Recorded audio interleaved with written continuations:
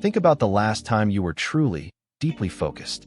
I'm not talking about that frantic state where you're checking emails while half listening to a podcast and occasionally glancing at a news feed. I mean deep focus. That rare, quiet state where the rest of the world seems to go on mute. Your sense of time distorts, and you're just in it. For most of us, that feeling is becoming a distant memory, a relic of a pre-smartphone era. You sit down at your desk with a plan. You have a cup of coffee and a clear goal. But within 90 seconds, your hand is reaching for your phone. You don't even remember making the conscious decision to pick it up. It's like a ghost is controlling your arm. By the time you realize what's happening, you've spent 20 minutes looking at strangers on the internet doing things you don't even care about. Your brain feels heavy. It feels like static. You aren't lazy. You aren't bad at your job.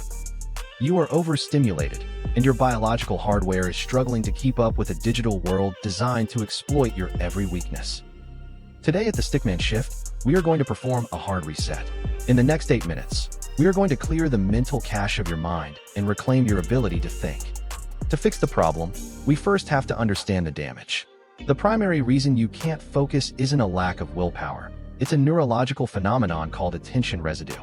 Every time you switch from a task to a quick distraction, say, from writing a report to checking a single text message, your attention doesn't follow you immediately. A residue of your thoughts stays stuck on that text. Your brain is essentially trying to run 2 programs at once, but it only has the processing power for one. Research from the University of Minnesota shows that it can take up to 23 minutes to fully regain deep focus after a single, momentary distraction. Think about the math of your day. If you check your phone once every 15 minutes, you are never actually focused. You are living in a state of permanent cognitive half-life. You're running your brain's engine in neutral, burning fuel, making noise, but going nowhere. We have been conditioned to crave the new. Every scroll is a psychological gamble. Will the next post be funny? Will it be shocking? Will it be a notification that someone liked your photo? That uncertainty triggers a burst of dopamine, the chemical of more. Your brain is now addicted to the gamble, not the work. This is the dopamine trap. Your brain has 2 main players, the prefrontal cortex, the CEO, and the amygdala, the survivalist. The CEO wants long-term success, wealth, and health. The survivalist wants instant safety and immediate pleasure. In the modern world, the amygdala is winning because your environment is designed to hijack it. Apps are engineered to be high-affinity dopamine triggers. When you spend hours in these high dopamine environments, your baseline, the amount of stimulation you need just to feel okay, skyrockets. Suddenly, reading a book feels physically painful. Deep work feels like a chore. Working on your business feels like a slow-motion nightmare. You are in dopamine debt. To get out, we don't need a year-long retreat in the mountains. We need a tactical, 8-minute reset to lower that baseline and re-engage the CEO of your brain. We are going to start that reset right now. You can do this with me in real time. Minute 1 and 2, the physical shield. Stand up, take your phone, and put it in another room. Not in your pocket, not face down on the desk. Another room. The mere presence of a smartphone, even if it is turned off, reduces your available cognitive capacity because a part of your brain is actively working to not check it. You need to break the leash and remove the friction of proximity. While you're at it, close every single browser tab that isn't essential to the task you're about to start. If it isn't the work, it is a predator. Minute 3 and 4, the physiological anchor. Sit back down and close your eyes. We're going to use box breathing to signal to your nervous system that the hunt for novelty is over. Inhale for 4 seconds. Hold for 4 seconds. Exhale for 4 seconds. Hold for 4 seconds. This isn't just relaxing. It's a biological hack.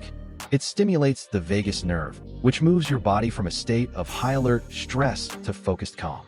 It tells your amygdala that there is no lion in the room and no urgent notification to fear. You are safe to think. Minute 5 and 6, the RAM dump. Take a physical piece of paper and a pen. Write down every open loop floating in your head right now. I need to buy milk. I'm worried about that meeting tomorrow. I need to fix the leaky sink. Get it out of your biological hard drive and onto the paper. When these thoughts stay in your head, your brain pings you about them every few minutes to make sure you don't forget. By putting it on paper, you give your brain permission to let go. You are clearing your mental RAM for the task at hand. Minutes 7 and 8, the micro-commitment. Most people fail because they try to start a mountain of a project while their brain is still in a hill mindset. Pick one task, not the whole project. Just the first 5 minutes of it. Define it with brutal clarity. I will write the first 3 sentences of this email, or I will organize the first 5 rows of this spreadsheet. Your goal isn't to finish. Your goal is simply to start. Once you start, a psychological effect known as the Zeigarnik effect takes over. Your brain will develop a natural urge to finish what you've begun. Focus is not a gift you're born with. It's a muscle you build.